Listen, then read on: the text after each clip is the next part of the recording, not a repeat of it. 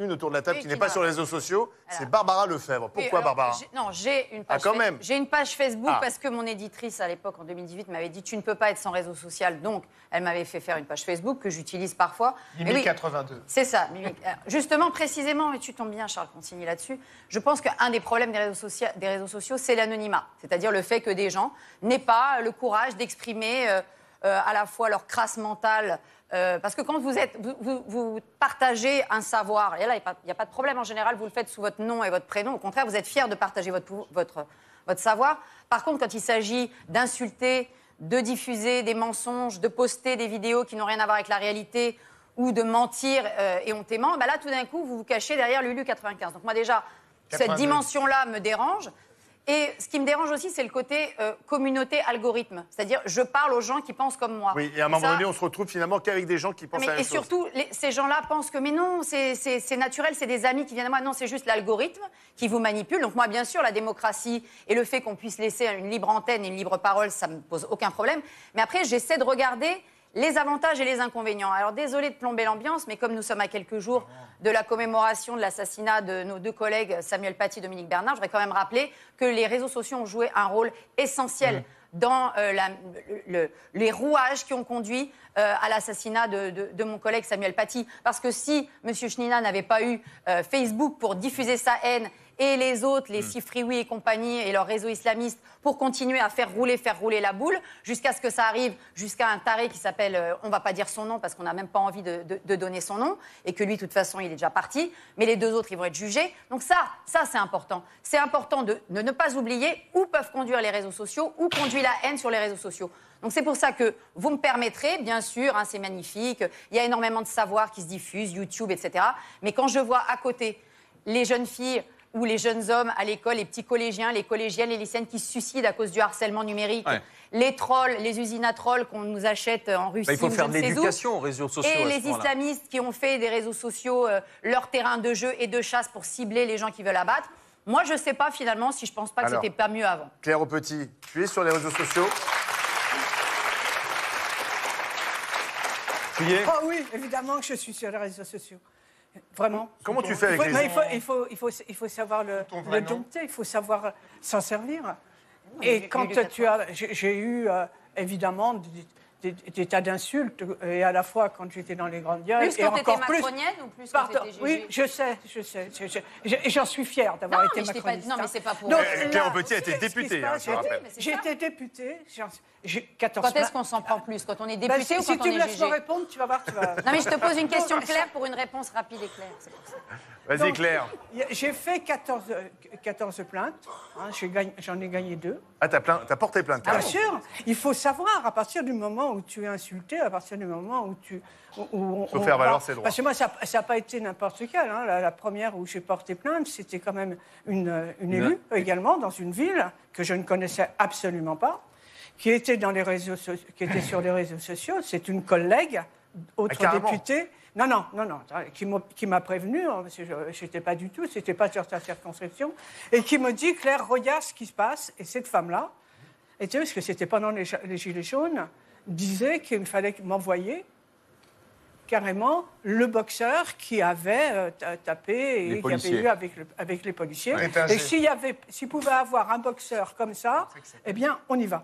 Eh bien, j'ai porté plainte, j'ai gagné 2000 €, elle s'est tue, elle n'est plus élue. Donc et je suis bien il faut contente. attaquer systématiquement, Mais aussi, par ou pas contre- Alors attends, justement, est-ce qu'aujourd'hui, Non, mais- parce que tout à l'heure Barbara disait le problème c'est l'anonymat, mais en fait l'anonymat n'existe pas. On retrouve les auteurs de menaces. C'est plus compliqué que ça parce qu'en fait, les réseaux sociaux collaborent différemment avec Bah les voilà. États en fonction de leur relation avec les Bien États. sûr. Et qu'il y a eu notamment toute la discussion autour de la loi Avia pendant le premier quinquennat d'Emmanuel Macron, où en gros, on voulait forcer les réseaux sociaux à devoir réagir sous 24 heures. Sauf qu'en fait, qu'est-ce qui s'est passé au même passage? Il s'est passé du coup toutes les censures idéologiques très à droite ou très à gauche de l'échiquier, parce qu'en fait, ça était mis dans le même sac en fait de désinformation, haine, insultes, menaces. Et en fait, ça c'est hyper difficile parce que Elon Musk il a racheté Twitter. Il faut pas non plus censurer la liberté Exactement. d'expression. Elon Musk a racheté Twitter justement pour cette raison-là, et on pense même que le réseau social Twitter collaborait avec les politiques pour justement en fait filtrer les news. Et il y a eu notamment toute l'histoire du fils de Joe Biden complètement scandaleuse, où en fait Twitter a aidé à censurer des informations qui étaient réelles. Là, c'est intéressant parce que Claire, elle a attaqué Est-ce que que de de temps en gagner. temps, il faut. Et on gagne quand on attaque, on retrouve les auteurs d'insultes. Oui, on les retrouve. C'est juste qu'en fait, c'est énormément de temps, énormément d'énergie pour à la fin 2000 € gagnés et un mec à qui on fait une tape sur les doigts. C'est comme ça l'histoire, en fait. C'est ça le vrai problème d'ailleurs. Non, de ça. c'est plus que... Non, je suis désolée. Il faut attaquer. Mais moi, je suis Vraiment, d'accord, Quand, je le quand dis. il y a des menaces de mort, C'est il juste, n'y a pas de temps faut perdu. pas mentir aux gens. Tu Alors, vas attends, simplement la réalité, c'est pendant qu'ils une vont pas aller- demi-heure. ils vont pas aller en prison. Tu vas passer un après-midi, effectivement, à attendre dans un tribunal, et puis tu parles, tu Alors, le dis. justement, et- Qu'est-ce qu'il a eu et tu as- en face? Il n'a pas eu grand-chose. Hein. Ah bah si, elle est déjà plus élue, c'est déjà pas mal. Ensuite, Ah, c'était une... c'était une élue. Ah, C'était d'accord, une- ok. c'était Ça, c'est une quand même, élue. C'est encore plus vrai quand c'est une personne. Alors, C'était- attends, parce que je voudrais donner la parole à Franck Tapiro, qui était avec nous et qui voulait intervenir. Franck, bonsoir Franck. Qui a été dans les GG pendant plusieurs années aussi. Pendant- Franck. Au démarrage, avec toutes les premières équipes, 20 ans déjà. Non, je voulais rebondir sur, vous savez, l'anonymat, mais en fait, malheureusement, l'anonymat provoque énormément de choses derrière, d'un point de vue juridique, on l'a bien vu, et surtout le cyberharcèlement, et on en parle parce qu'on minimise vraiment ce qui se passe au niveau des jeunes aujourd'hui. On dit, nous, on peut attaquer, bien entendu, on est adulte. On est adulte, on a les moyens d'attaquer. Mais quand on a 12 ans, 13 ans, 14 ans, que tous les jours, on se fait insulter par des JL 250, des avatars, ce qu'on appelle, alors que vous êtes ciblés tous les matins, tous les après-midi, tous les soirs, vous ne dormez plus, il y a des suicides tous les jours, Oui. et avant de trouver la source, non seulement de pourquoi l'enfant se suicide aujourd'hui, on va inventer n'importe quoi, on essaie de faire pas de vagues, pourquoi? Parce que c'est avec les réseaux sociaux, pour la grande majorité, ne collaborent pas tous avec nos valeurs. Donc il va falloir malheureusement réguler énormément de choses pour protéger nos jeunes.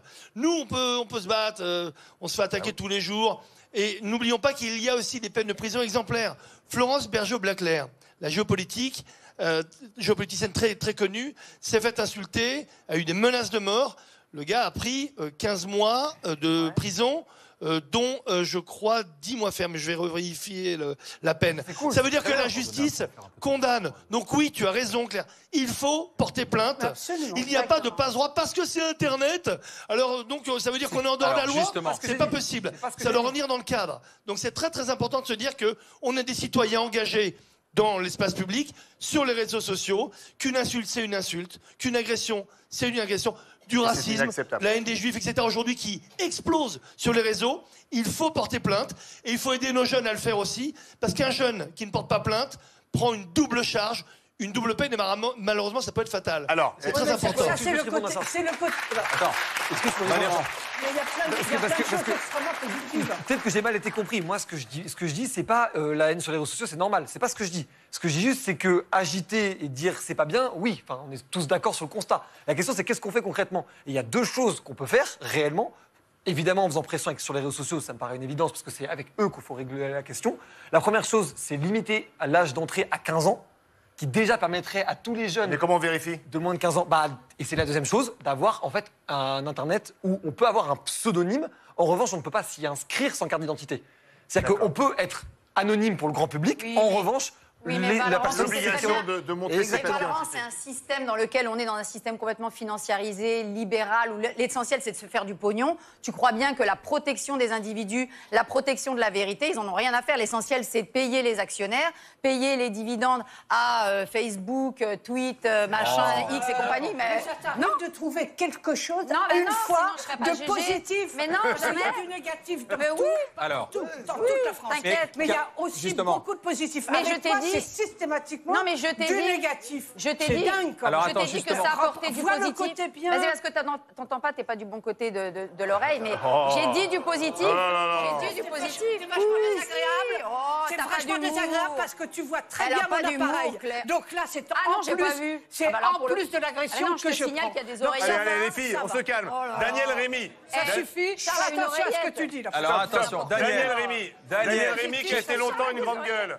Daniel, qui On est va au écouter début Daniel. des GG aussi. Daniel, Ouais. spécialiste dans la sécurité. Oui. Heureux de te retrouver, Daniel. Oui, moi aussi, je suis très heureux.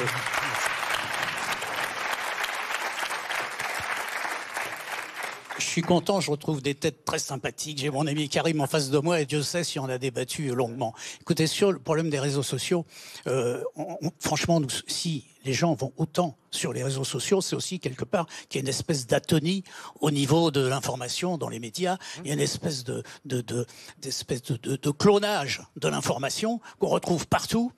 Nos politiques mentent à n'en plus finir. J'aurais aimé intervenir et parler à Valérie Pécresse dans la première table ronde parce que j'avais un point très précis sur lequel j'aurais pu l'attaquer. Elle aurait eu beaucoup de mal à se défendre dans le cadre d'un débat que nous avons eu en tête-à-tête. C'est bon, on va pas refaire. Voilà. Daniel, va à l'essentiel. Alors, sur les réseaux sociaux, je vais vous dire, bien sûr qu'il faut que les jeunes aillent ici et là. Moi-même, mon métier, c'est la recherche de l'information.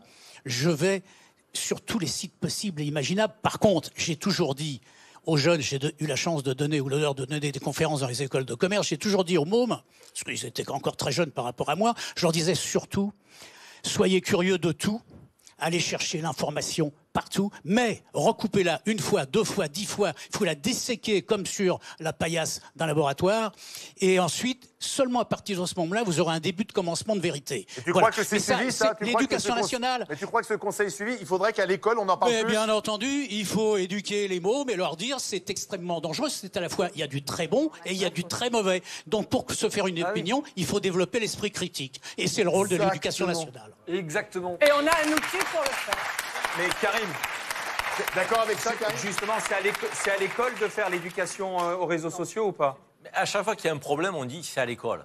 Vous vous rendez compte, déjà, si à l'école on apprend à lire, à compter, à s'exprimer et à écrire correctement le français, ça sera déjà pas mal, et à connaître l'histoire. Mais l'école ne peut pas tout. Il y a un problème sur la route, la sécurité routière, c'est à l'école. Il y a un problème, je veux dire, il faut qu'on arrête.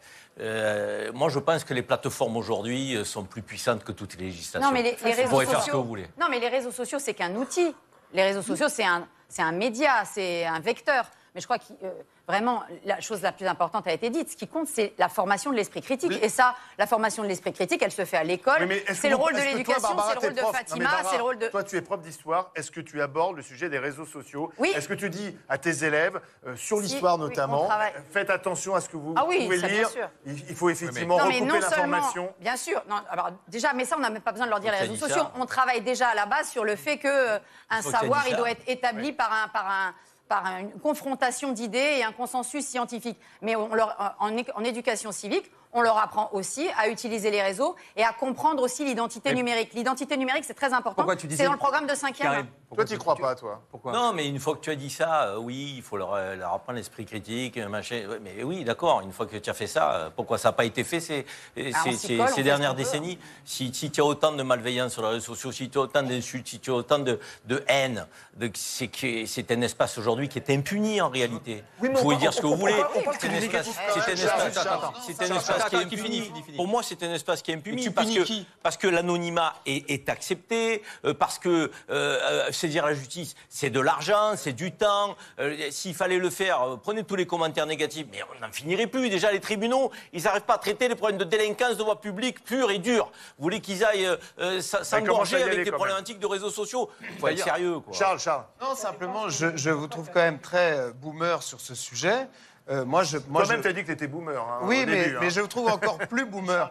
Moi-même, je suis favorable à l'anonymat sur les réseaux sociaux. Je ne veux pas lever l'anonymat. Je suis content qu'il existe dans nos sociétés surnormées un dernier espace de liberté. De lanceurs d'alerte aussi, parfois. Exactement. Il y a effectivement des notamment informations qui peuvent être lancées sur... Et d'ailleurs, regardez absolument... Partout, dès qu'on commence à censurer les réseaux sociaux, en général, c'est qu'il y a un raidissement contre les libertés, contre la liberté d'expression.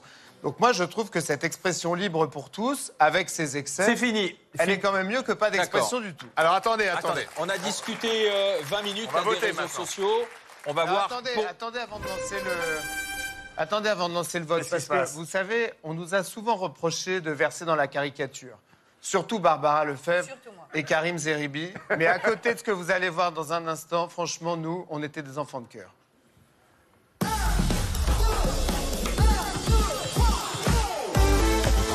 RMC, 9h midi, les grandes gueules. Alain Marchal, Olivier Truchot.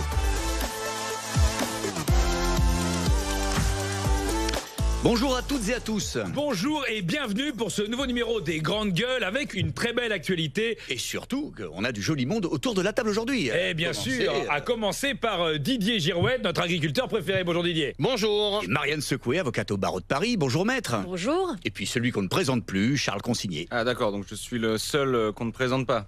Comme par hasard. Non mais, Charles, si on ne vous présente pas, c'est que tout le monde vous connaît. Mais oui. N'essayez pas de vous rattraper, je suis hermétique à toutes sortes de flatteries.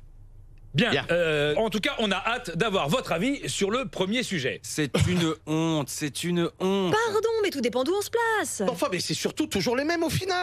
Non, vous ne pouvez pas donner votre avis comme ça. Alors voilà, dès qu'on dit la vérité, on se fait censurer. C'est très français, Et ça. pourquoi on n'aurait pas le droit de donner notre avis? Parce que ça va froisser l'actionnaire principal? C'est ça? Le haut patronat? Les ronds de cuir? Alors non, pardon Didier, mais en fait, c'est pas ça. C'est juste qu'on n'a pas donné le sujet. Le niveau de l'argument. Bon, et c'est quoi le sujet? Eh bien, un drame du quotidien, un fait divers, une jeune victime entre la vie et la mort suite à ce que l'on appelle aujourd'hui les rodéos urbains. Oui. Voilà, c'est ça le sujet. Vous pouvez réagir. C'est une honte, c'est une honte. Pardon, mais tout dépend d'où on se place. Enfin, mais c'est surtout toujours les mêmes au final. Alors, pardon, ne stigmatisons pas le débat, car je rappelle qu'à l'heure actuelle, on ne sait toujours pas l'identité ni la nationalité de l'agresseur. Oui, d'autant, Alain, qu'on ne sait pas s'il y a agression. À l'heure où on vous parle, c'est toujours un accident. Mais avant de parler de l'agresseur, moi j'aimerais plutôt qu'on parle des victimes, qui n'ont rien demandé, qui étaient là comme ça en train de brouter du gazon ou de se faire palper la mamelle. Ah non, mais pardon Didier, non mais les rodéos dont on parle, ça n'a rien à voir avec des hommes sur des vaches ou des taureaux, hein? Et non, et ça va faire le jeu du RN, car c'est des noirs sur des motos volées. Alors on ne peut pas vous laisser dire ça, Charles. Pourquoi? C'est pas un noir?